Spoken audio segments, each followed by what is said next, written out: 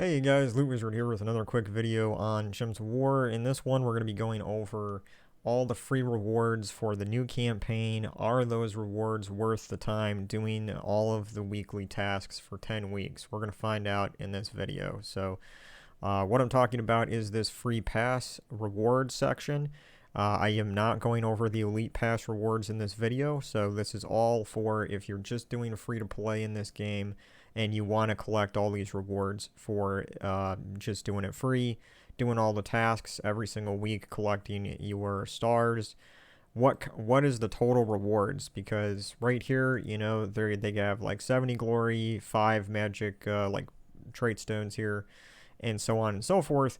Now, when you scroll forward, every single week has a little bit different rewards here, 180 souls there. So what I did is I went ahead and I calculated up all of the totals for all these resources because it's kind of hidden here. You don't really see how much you're really getting when you're looking at it like this. So let's go over to my slide where I did. I put in some work and did all the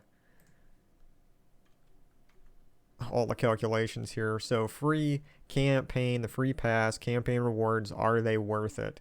That's what our question is in this video. So you have to complete all the tasks each week and collect 1,000 stars to get all of these rewards. And these rewards, the total after 10 weeks, is this.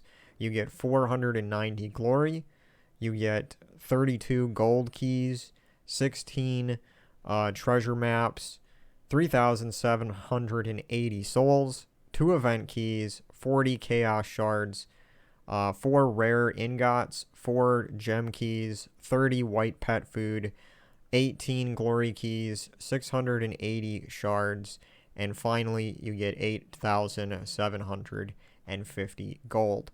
Now you do get some trait stones as well, and this is what they look like here. You get 20 runic water trait stones, 2 runic fire trait stone, 12 runic magic trait stones, and then you get some major magic trait stones, 10, and also 10 major fire trait stones. Then you get a bunch of minor trait stones, which are 20 fire minor trait stone, 10 minor water trait stone, 20 minor wind trait stones, and finally you get 15 minor earth trait stones. Now, these are all the resources that you get after those 10 weeks, and you have to complete all of your weekly tasks every single week in order to get this total amount.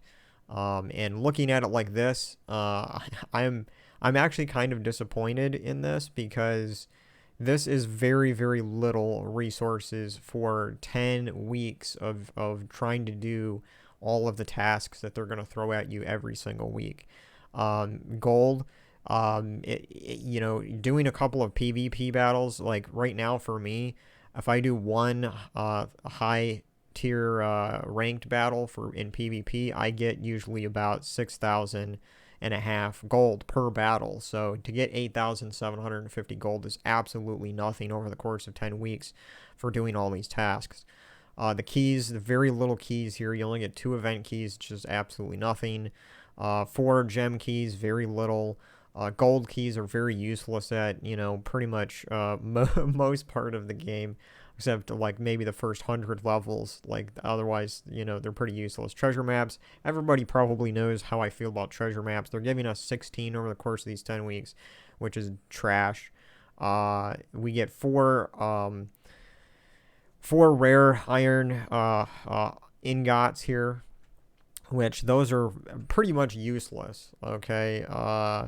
I don't use those for anything like ever because the only thing they're used for is like upgrading rare weapons, and most of the weapons that are really good are either class weapons, which are mythic weapons, or legendary weapons, and those are the 2 main weapons that you're probably going to want to upgrade the most, and those 2 require legendary or mythic ingots. Now, I don't understand for this free pass why they gave us 4 rare ingots. They could have thrown in a couple of legendaries. Like 4 legendary ingots isn't even enough to do much of an upgrade on a weapon, so they couldn't even throw us a couple of legendary ingots in here, let alone like 1 or 2 mythic ingots. I mean, they do that for, if you get to rank 1 in PvP tier battles every week, you get some legendary and mythic ingots. So I don't know why they didn't throw in a few for this. That's I didn't realize looking at it until that's why I wanted to do this calculation, is to see how much they're giving us for the free pass. It's actually, it's pretty depressing how little resources we're getting in this free pass for the new campaign. 40 chaos shards is not much at all. 200 would have been like acceptable in my opinion, because 200 is like the best deal down in the underworld to open. And let's just face it, you have to get really lucky to get a legendary in the underworld by just opening 200 chaos shards. Like, a lot of times it takes thousands of chaos shards to get one of those legendaries down there. So that's pretty that's pretty small. So overall, you know, and then the fact that we're getting trait stones here, trait stones aren't even that amazing of a resource unless you're getting, you know, runic, I guess, are probably the best that they're giving us here. But I have no idea why they're only giving us 2 runic fire trait stones, but yet we're getting 20 water. It's kind of weird that it's that that much of a difference. You know, and it's like they couldn't even throw us like 1 or 2 arcane trait stones, which those are the most sought after. Like, if you have a legendary troop and you want to, if you want to unlock the best traits in the game on cards, you're going to need some arcane trait stones. So they didn't even give us a single arcane trait stone for in this free pass for rewards. It's kind of it's kind of depressing. So then finally, probably the best thing that we're going to get out of doing it for free, the free pass, is we will get artifact power. Now, I didn't go through every single level because it's power levels 1 through 10, but I just put 5 and 10 here because I think most people can probably reach 5, no problem. If you're just casually playing and you miss doing a few weeks here and there of your tasks. But if I think it's still definitely possible if you play the game, you know, a few hours every week, you can probably focus in on those tasks and you can get to your power level 10 after 10 weeks. So this is all the stats that the artifact power is going to give all of your troops. At power level 5, you're going to get 10 life, 3 attack, 5 armor, and 2 magic. Those are going to be extra bonus stats for all of your troops after you get through those first 5 weeks of doing every single task. Now, if you reach the 10th week and you've done all of your tasks, you got 1,000 stars that you've collected, this is your total stats on all your troops. You're going to get an extra 20 life, 6 attack, 5 armor, and 6 magic.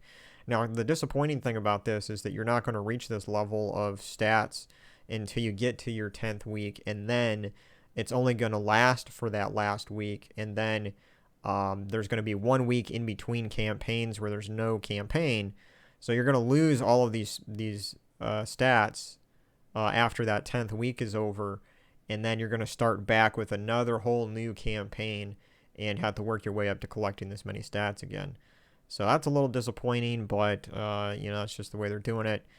But the stats that you're getting to your troops is probably the best incentive to do the campaign tasks for free, because the rewards are just abysmal. I mean, you're really not. I wouldn't expect to you know, get really anywhere significantly in the game with these kind of resources that they're giving us in the free pass. So, you know, it's the way it is. Now, I haven't taken the time to calculate all the rewards for the paid version, the $10 pass.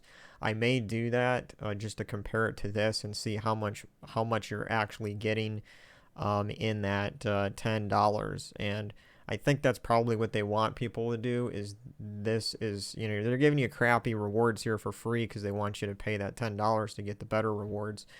And let's actually go back to the game really quick, just take a glance at it. I don't have time in this video to calculate all of them, but let's start here and see what other things we're getting.